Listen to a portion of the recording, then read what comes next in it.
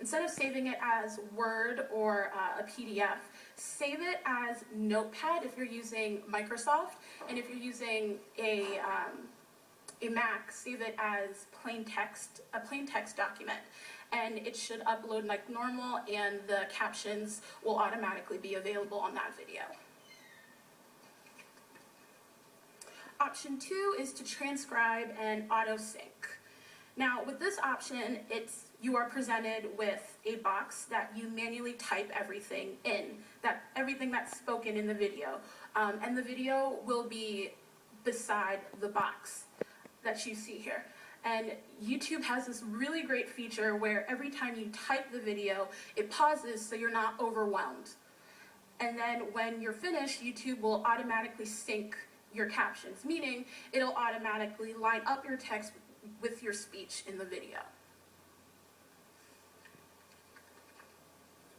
Now, your third option is to create new subtitles and closed captioning. And what this means is that you do everything manually. So you type in the subtitles manually, and you match up the timings to the text manually as well. This is probably my least favorite way of doing captions, just because it takes a little bit longer. And when you're completed with the captions, obviously you would save it, and they would automatically be available on your video.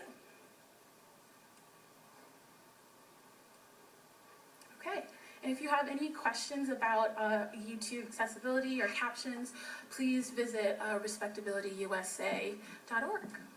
Thank you. Thank you so much for all of that insight to the panel. Does anybody have any questions from the crowd?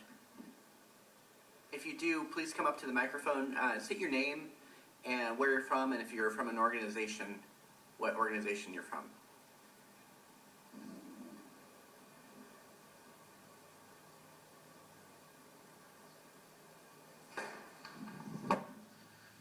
Hello. I asked a question earlier, but just to clarify for those who may or may not have been present, my name is Timothy Young, and I'm a fellow at Respectability.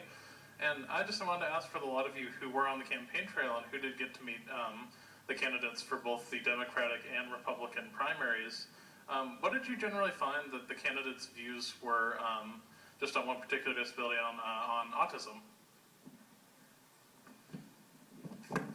If I may answer, we are, as you know, a nonpartisan, non-endorsing organization. So I don't want to go in depth to say, favoriting one candidate or the other. There were a number of candidates that did talk about disability issues, including autism. I would say that in general, the interaction that we had with the candidates, was always respectful, and a lot of them gave quite a lot of time and in-depth response to our questions. Regardless of, from my personal experience, regardless of how good or poor the candidate was in terms of answering the question, I basically found, and I'm sure that Ben, Justin, and Dahlia can say some of the things. We found generally that the more that we asked the individual question about autism or disabilities just in general, the more responsive that they were to disability issues just in general, because persistence is key.